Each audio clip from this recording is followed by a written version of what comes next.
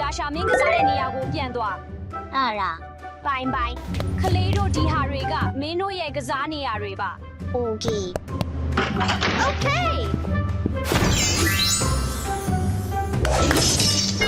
ဟုတ်ဘူးအားရဒါရှာ အဲ့ဒါစတဲ့ဖီ ဒါတကယ်စိတ်မကောင်းစရာပဲโอเคပုံဆွဲချိန်ရောက်ပြီ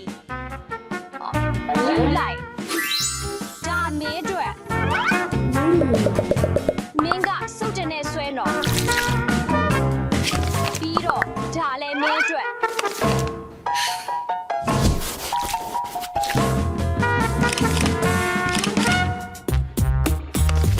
ငါမှအကြံတစ်ခုရှိတယ်ဒါရှာဖမ်းလိုက် အဲ့ဒါအကြံကောင်းကြီးပဲ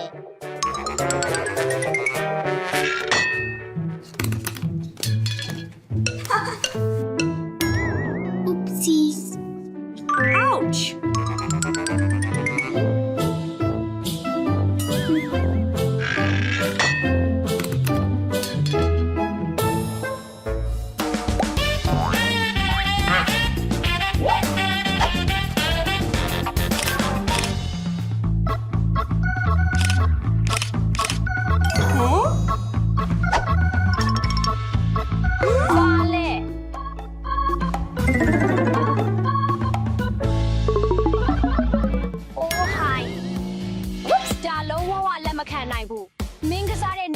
ပြန်သွား โอเค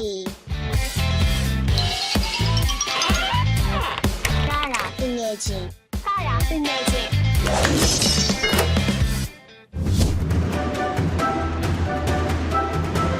မနက်စားချိန်ရောက်ပြီညတာရှိစားတော့ကျေးဇူးတင်ပါတယ်ဒါတွေကတော့ကောင်းပါတယ်ဒါပေမဲ့နှုတ်ကပဲမှာတယ်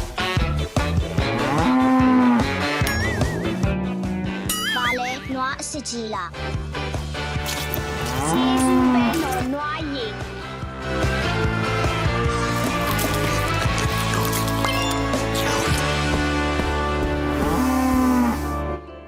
ဒီမှာမင်းရဲ့မနက်စာ အဲ့ဒါညွန်စရာကြီး Ew ဘာကအကြီးကြီးပဲအရန်စားချင်းစရာကောင်းတယ်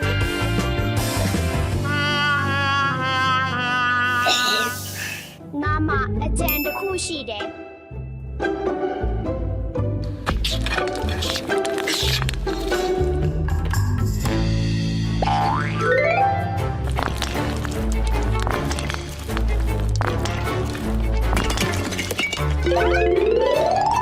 Oopsies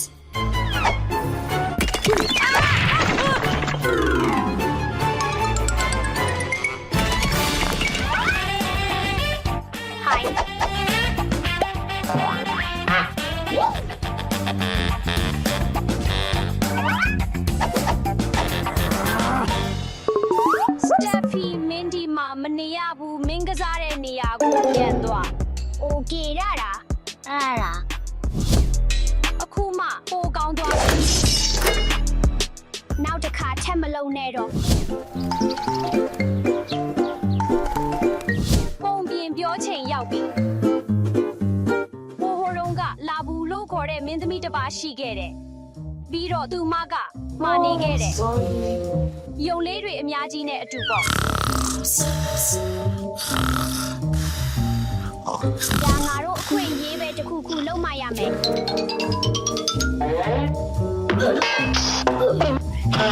အိုးမဟုတ်ဘူးအရမ်းမာနေတယ်အခုငါအလိတ်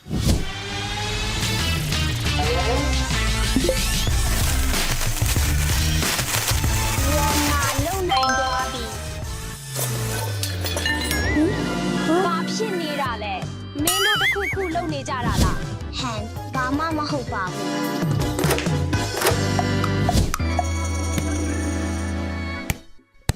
ကဲခလေး လက်မှုလှုပ်ချိန်ရောက်ပြီ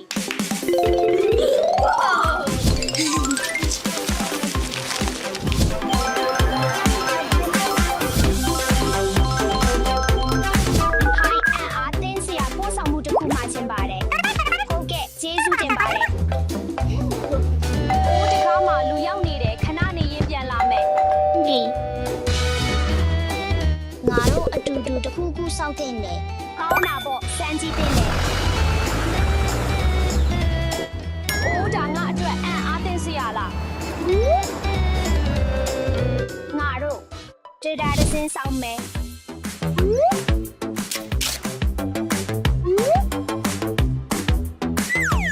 တရားတစ်စင်းစတာတက်ဖီနေကောင်းလား ကောင်းပါတယ်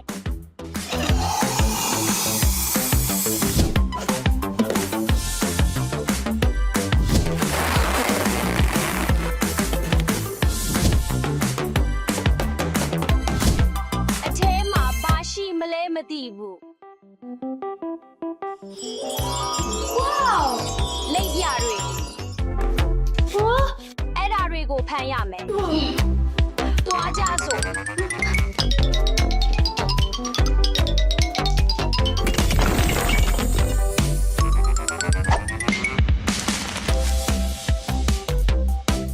ါရှာတာငါတို့ရဲ့နောက်ဆုံးခွင့်ရေးပဲအဖွဲလိုက်လက်တွဲလောက်တာတော့တယ် အဖွဲလိုက်လက်တွဲလောက်တာတော့လေ ယေ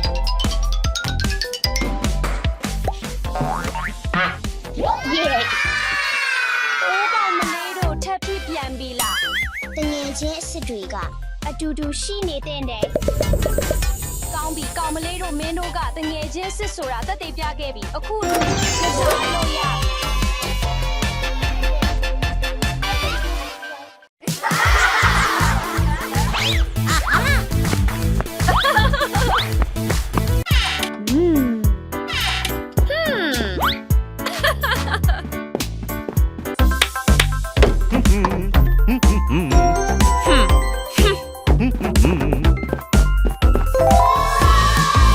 ကျွန်တော်တို့ဟိုထဲမှာကြိုးဆိုပါတယ်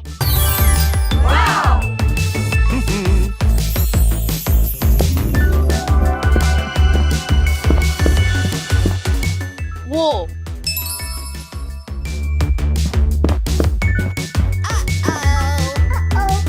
ကျွန်တော်အိမ်သာသွားခြင်းနဲ့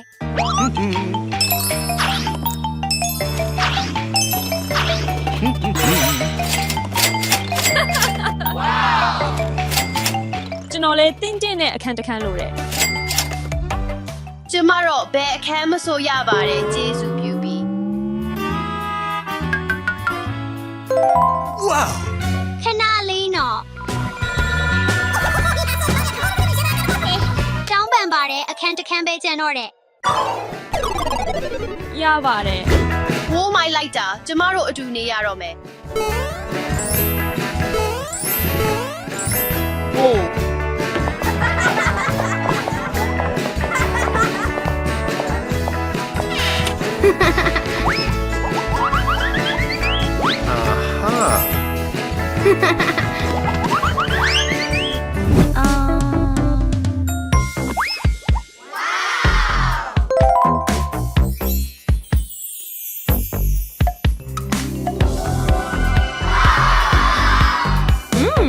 ခေးဒီအခန်းကကျွန်တော်အခန်းတော်ဒီကနေထွက်သွား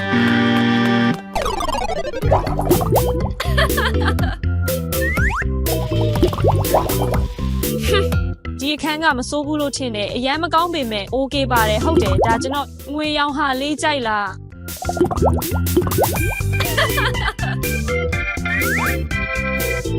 ကျမအခန်းကိုအရန်သဘောကျတယ်အရန်ချစ်စရာကောင်းတယ်လူခီမင်းဘယ်လိုထင်လဲ ကျွန်တော်ရွှေရောင်ကစားစရာတွေလိုတယ်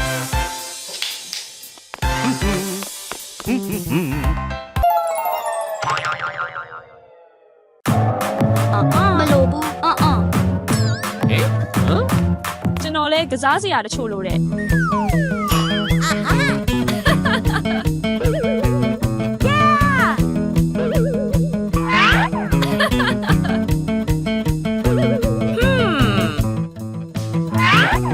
ဒီမှာဘာတွေရှိလဲကြည့်ရအောင်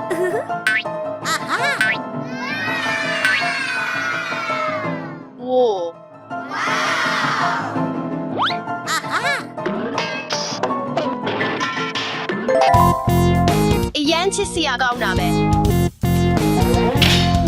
မင်းအတွက်အိမ်လေးတစ်လုံးလုပ်ပေးနိုင်မယ်ချင်းနဲ့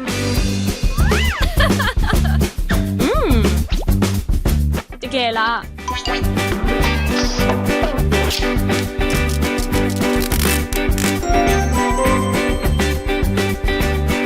ဒါပဲကျမလို့အတာမီးဖို့ချောင်းကိုသွားရအောင် ကစားစရာတွေထက်လို့တယ်မလို့ဘူး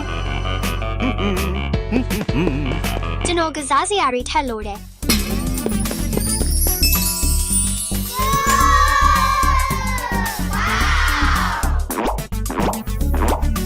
ကျွန်တော်ရွှေရောင်ရုပ်ကိုကြည့်ပါဦး ။အိုးဒါပေမဲ့ကျွန်တော်မှလည်းတစ်ခုရှိတယ်။ဒီမှာကျွန်တော်ငွေရောင်ရုပ်ကိုကြည့်ပါဦး။အရမ်းမိုက်တာပဲ။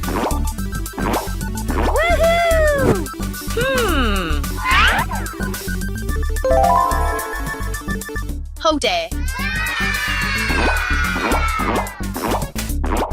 ကျမမရွှေရောင်လည်းမရှိဘူးငွေရောင်လည်းမရှိဘူးဒါပေမဲ့ကိုယ်တိုင်လှုပ်ထားတဲ့ကက်ထူရုပ်လေးကိုတော့အရန်ကြိုက်တယ် အဲ့ဒါတော့ထူးဆန်းတယ် အခုကျွန်တော်ကွန်ပျူတာလိုတယ်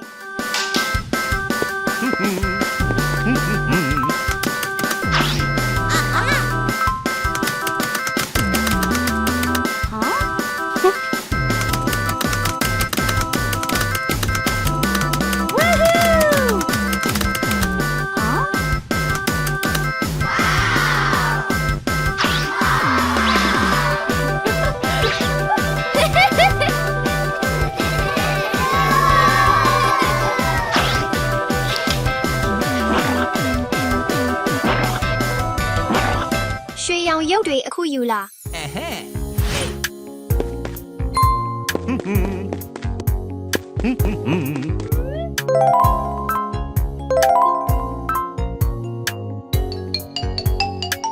ငါရဲ့ရွှေပြားမစ်ကိုကြည့်ပါဦး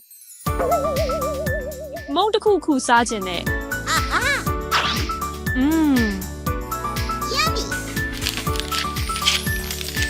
အေးစမ်းကြည့်ရအောင် ငါလဲစားချင်တယ်ငါရွှေလိုတယ်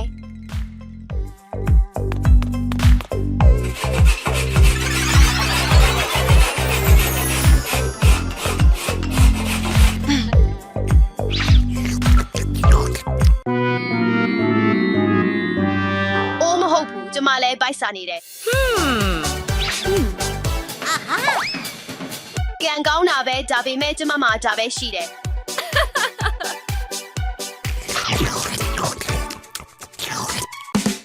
ပြင်းလိုက်တာဘာလုပ်ရမလဲအော်သိပြီ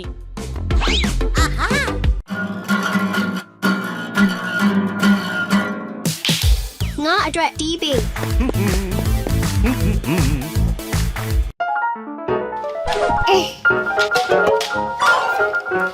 နောက်တစ်ခု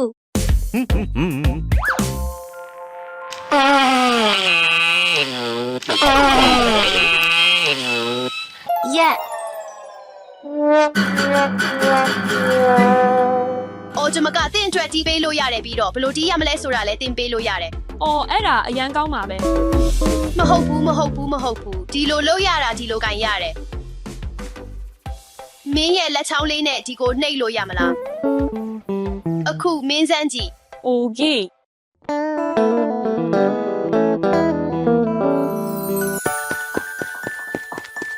ဘလို့လုပ်ရမလဲပြပေးရမလား အေး ဒီလိုလုပ်ပြီးတော့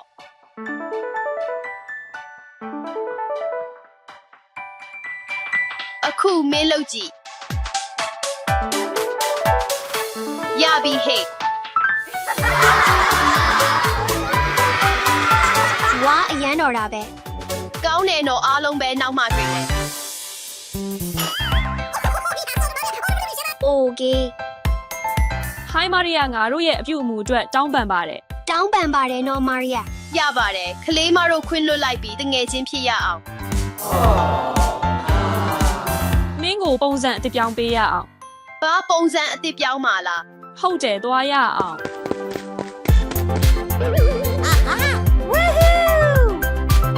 အဲ့ဒီဟာတွေဆန်ဝစ်ကြီး ကျေးဇူးတင်ပါတယ် ရပါတယ် ငါမှအကြံတစ်ခုရှိတယ်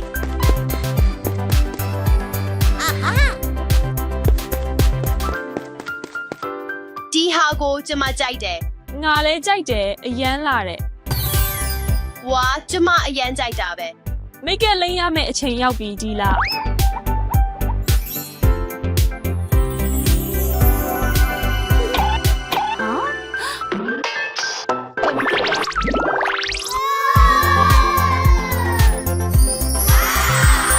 ကျေးဇူးတင်ပါတယ် နောက်ဆုံးအပီးတက်လေး တေချာရဲ့လားဒါကမင်းဟာလေ မင်းအရန်ချစ်ဖို့ကောင်းတယ် တငယ်ချင်းဖြစ်မှုကကိုယ့်အခြေအနေပေါ်မူတည်မနေသင့်ဘူးဘယ်သူပဲဖြစ်ဖြစ်အမြဲကျင်နာတတ်နေပါ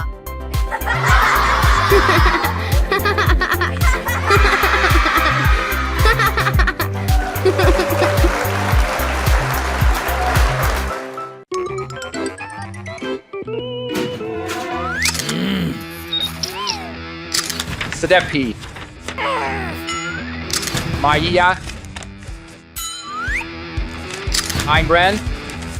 ဒီလန်ကနေဝင်ပါ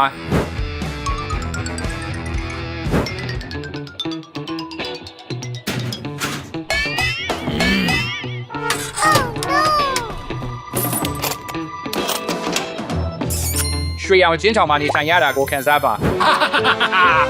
ကျွန်တော်တို့ကိုထွက်ခွင့်ပေးပါ ကျွန်တော်တို့ကိုထွက်ခွင့်ပေးပါကျေးဇူးပြုရ ကျွန်တော်တို့အမားမလုပ်ပါဘူး โอเคသူငယ်ချင်းတို့ရေရွှေအောင်ခန်းကိုလေ့လာကြစို့ အိုးကျွန်တော်ထွက်ပြေးလို့မရဘူး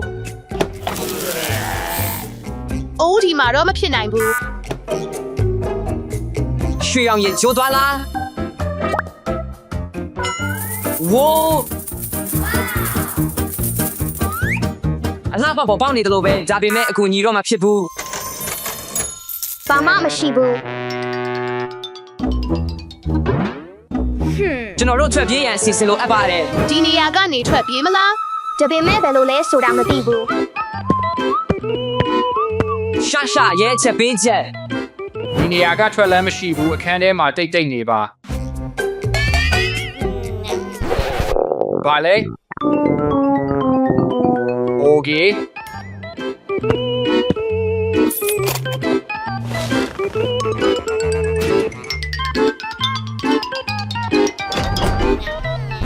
မဟုတ်ဘူး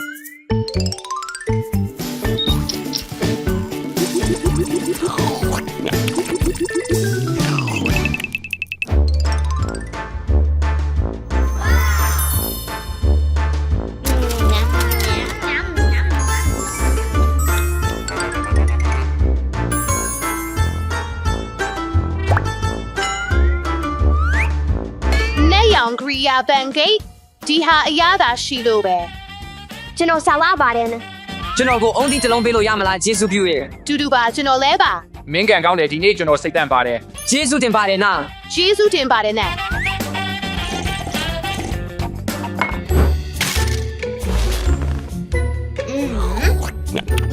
yummy ကျွန်တော်အုံးရီကိုကြိုက်တယ်နာ ဟေးအိုင်ပွဲစူညံတန်ကိုဖြတ်ပါ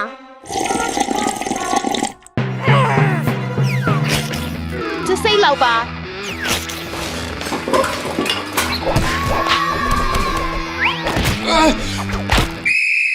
ရက်ပါစတဲ့ဖီအခုချိန်မှာတန့်ရှင်းပါ โอเค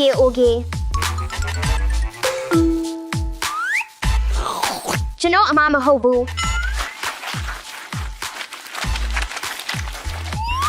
Hold again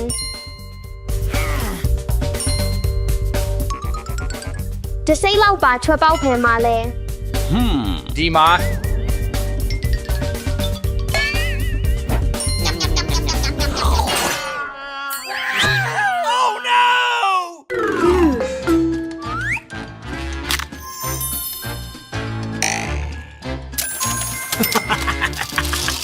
အလုပ်ဖြစ်တယ် now Oops. နဲ့မင်းဘယ်ကိုသွားနေလဲ အိုးမဟုတ်ဘူးအလုံးမဖြစ်ဘူး ဒါကပိုကောင်းတယ်နဲ့ထွက်ပြေးတာမရှိတော့ဘူးစတက်ဖီ ကျွန်တော်နားလေပြီ အခုတော့အားကစားကမ်းမအချိန်ပါ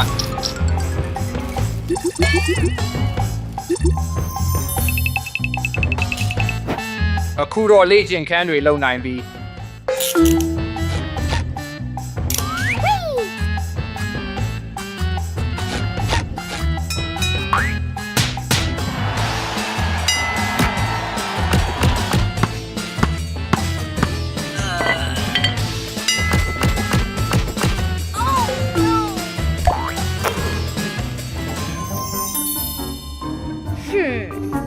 ကျွန်တော်အကြံရှိတယ်နာ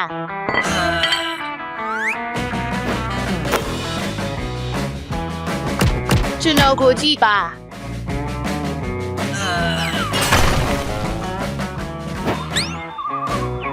ကျွန်တော်အမှန်တကယ်ထွက်ပြေးနိုင်ခဲ့တာကိုမယုံနိုင်ဘူး မာရီယာမင်းလုပ်လို့မရဘူးဆိုတာမင်းသိတယ်ဟုတ် ဟုတ်တယ်နာစိတ်မရှိပါနဲ့ရဲအရာရှိ လုံလောက်ပြီအခုတော့မင်းတို့အားလုံးကိုအခန်းထဲသွားပါ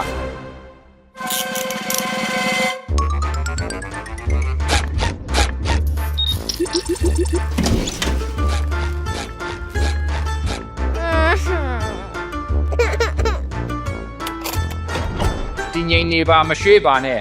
စဉ်းစားပါကျွန်တော်တို့ချင်းချက်တစ်ခုရှိပါတယ်ဟေးရန်ဖုန်းခေါ်ခွင့်ရနိုင်မလား ဖုန်းကောခွင့်တစ်ခါပဲရပါတယ်မြန်မြန်လုပ်ပါ Okay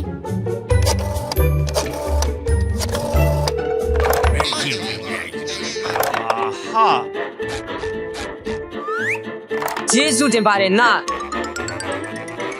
အကုန်အဆင်ပြေပါတယ်နာ ဘယ်သူလဲဝင်ပါ ကိမုံပဲပါ โอเคသွားနိုင်ပြီ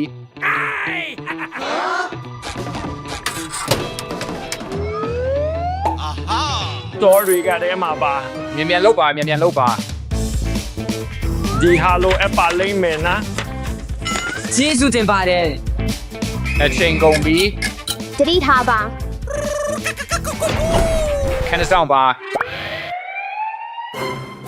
ရပ်ပါ ဖစ်ဖဒီတော်တွေထဲမှာရှာကြည့်ပါတွားပါတွားပါတွားပါ တောတွေကိုရပြီ လက်ပတ်တွေဖြုတ်လိုက်ရအောင် ဟူးယေ အခန်းတန်ကားကိုနောက်ဆုံးဖွင့်ကြရအောင်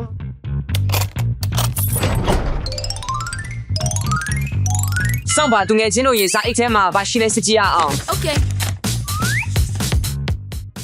ဝိုးအချင်းထောင်ထွက်ပြေးမြေပုံ တွားကြစို့ ဟိုးလန်းတစ်ခုတည်းကပေါက်လန်းကနေဖြတ်သွားရမယ်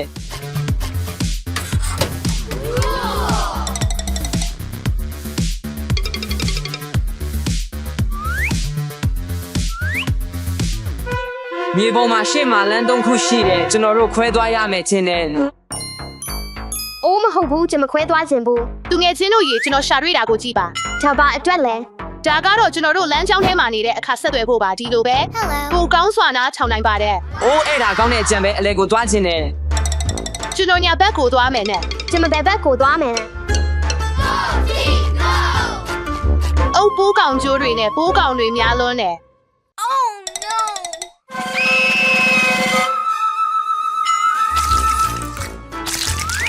ဟင်းဒေစေးအတန်တိတ်ထားပါ โอเคတောင်းပန်ပါတယ်80ကျွန်တော်လုံနိုင်မယ်ကျွန်တော်လုံနိုင်မယ်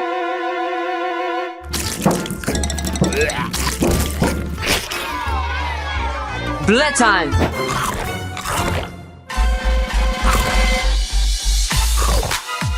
အိုးကျွန်မပိတ်မိနေပြီကျွန်မပိတ်မိနေပြီအားအခုအဆင်ပြေပြီ ကျွန်တော်တို့လုံနိုင်ပြီကျွန်တော်တို့လုံနိုင်ပြီသူငယ်ချင်းတို့ရေ နောက်ဆုံးတော့လွတ်လပ်ချင်းရပြီအိုးမဟုတ်ဘူးလီစာတွေသူငယ်ချင်းတို့ရေပါလဲဆိုတော့ကျွန်တော်တို့လုံနိုင်ပါတယ် ဟုတ်တယ်လားပါ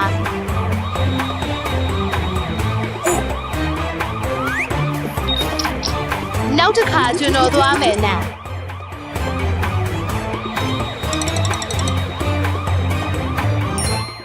ကျမအဟဲ့နန် ခုရေ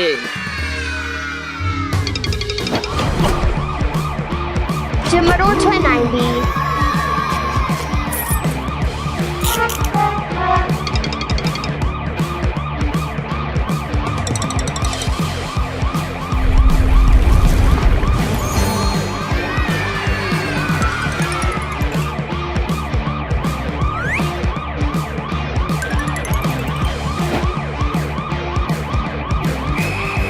အဲ့ဒီမာရက်ပါ